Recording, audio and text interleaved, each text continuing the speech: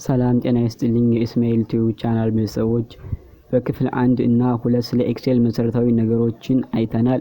ዛሬ በክፍል 3 ላይ ደግሞ ኤክሴል ለየት የሚያደርገውና እጅግ አስፈላጊ የሆኑ ቀመሮች ወይም ፎርሙላዎችን ማየት እንጀምራለን። ለቻናሉ አዲስ ከሆናችሁ ሰብስክራይብ በማድረግ ቤተሰብ እንዲሆኑ ጋብዛችኋለሁ። አሁን ቀጥታ ወደ ቪዲዮ። በመጀመሪያ ሰምን እንመለከታለን። ሰምን እንዴት አድርጋችሁ እንደምትሰሩ ላሳያችሁ። ሰምን ለመስራት ሶስት አይነት መንገዶችን እንጠቀማለን። የመጀመሪያው መንገድ እኩል ይሆናል እንላለን። ከዚህ ግን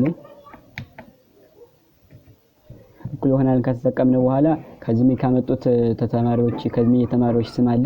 ከዚህ ያመጡት ማትስ፣ ባዮሎጂ፣ አይቲ፣ ኬሚስትሪ አለ።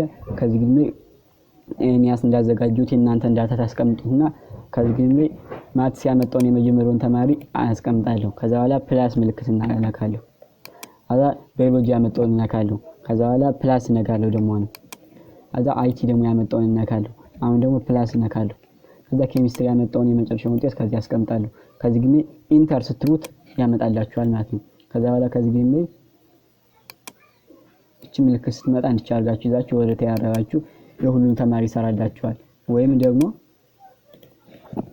ከዚህ ግን ዳብል ክሊክ ስታረጉት እንደምታዩት የሁሉም ተማሪ ይሰራላችኋል። አሁን ይሄ ትሪክ ብዙ ጊዜ ብዙ ዳታ ሲኖራችሁ ጥሩ ሆኖ ላይ ይሰራላችሁ ይችላል። በጣም አድካሚ ሊሆን ይችላል። ሊሆን ስለሚችል ሌላኛው ሜተድ ላሳያችሁ። ከዚህ ይሄን ተነካላችሁ። ከዛ በኋላ ፎርሙላ ምትሏን ተነካላችሁ። ፎርሙላው ውስጥ ከገባችሁ በኋላ አውቶ ሰም ምትሏን ተነካላችሁ። አዛኛ የፈለገን ከዚህ ላይ ሰም የሚለውን ነው ሰምን የሚለውን እናካለን። ከዚህ የራሱ አስቀምጡልናል። ከዚህ ኢንተር የሚለው ተዋን ጫናለን። ኢንተር ምትሏን ካስጫነ በኋላ ልክ እንደቀድሞ ወርታች ወይም ደግሞ ዳብል ክሊክ ስናደርገው እንደዚህ አድርጎ ያመጣልናል ማለት ነው ሁሉም ተማሪ። ሶስተኛው ሜተድ ደግሞ እንደቀድሞ እኩል ይሆናል ብለን እንጽፋለን። እኩል ይሆናል ካልን በኋላ ሰም እንላለን። ከዚህ ነው ይመጣላችኋል። ወይም ደግሞ ቅንፍ መክፈት ትችላላችሁ። ወይም ደግሞ ይመጣላችሁን ክሊክ አድርጋችሁ ክፈቱት። ከዛ ከዚህ እንደምታዩት ነምበር ይጠይቀናል። የሁሉንም ነምበር እንዲያገኝ እናስቀምጥለታለን። እንዲያገኝ ካስቀመጥነት በኋላ ቅንፍ እንዘጋለን። ቅንፍ ካዘጋችሁ በኋላ ኢንተር ብላችሁ ትጫናላችሁ። እንደምታዩት የሁሉም የዚህኛውን ተማሪ ሰርቶታል ማለት ነው። ከዛ እንዲቻርገን ዳብል ክሊክ ወይም ደግሞ ወርታች እናወርደው የሁሉንም ይሰራልናል ማለት ነው። እንደምታዩት እንግዲህ ሰሙን ሰርተን ጨርሰናል።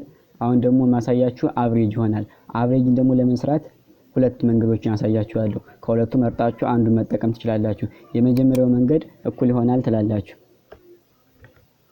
ከዛ በኋላ አቨሬጅ ብላችሁ ጽፋላችሁ። አቨሬጅ ገና ብላችሁ ጽፉ። ከዚህ ይመጣላችኋል። ዳብል ክሊክ አድርጋችሁ ትከፍታላችሁ። ዳብል ክሊክ አድርጋችሁ ካከፈታችሁት በኋላ ነምበሩን አስቀምጥ ይለናል። የትኛው ተማሪ ነው መስራት የፈለጋችሁት ይለናል። ከዚህ እንዲያርገን ሰሌክት እናደርግለታለን። ከዚህ መጠንቀቅ ያለባችሁ ሰሙንም አብራችሁ እንዳጨምሩት። ከዚህ ያመጣውን የባዮሎጂን፣ ማትስን፣ አይቲን እና ኬሚስትሪን እነዚህ ውጤቶች ነው ሰሙን አብራችሁ እንዳደበልቁት። ከዛ በኋላ ትዘጋላችሁ። ቅንፍ እኩል ይሆናል ትላላችሁ። ከዚህ እንደምታዩት 84.75 ነው ያመጣ ማለት ነው የተማሪ። ከዛ የሌላውን ለመስራት ደግሞ እንደዚህ አድርጋችሁ ወርታች ተወሩታላችሁ። እንደምታዩት የሁሉንም ተማሪ ሰርቶልናል ማለት ነው። ሁለተኛው መንገድ ደግሞ አቨሬጅ ለመስራት ከዚህ ላይ አንድ ክሊክ ታረጉና አውቶ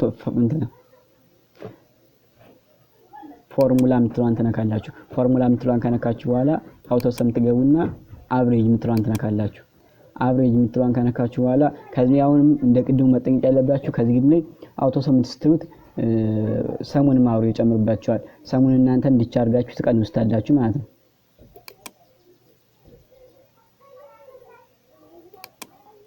እንደዚህ አድርጋችሁ ካቀነሳችሁት በኋላ ኢንተር ትላላችሁ።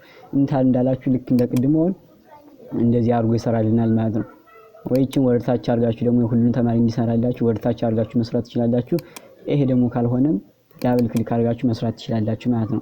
አሁን ከዚህ ግን ማወቅ ያለባችሁ ከዚህ ግን ተሳስታችሁ 76 አሁን ለምሳሌ ይሄ ልጅ 76 ነው ያልኩት ማትስ።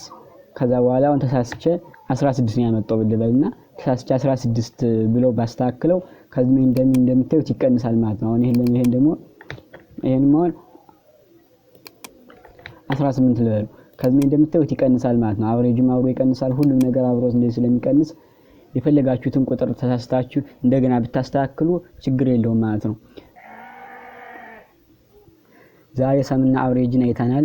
በሚቀጥለው ክፍል 4 ደግሞ ትልቁንና ትንሹን ቁጥር የምንለይባቸውን ቀመሮችን እናያለን። ቪዲዮ ከተመቻችሁ ላይክ አድርጉ፣ ለጓደኞቻችሁ አጋሩ።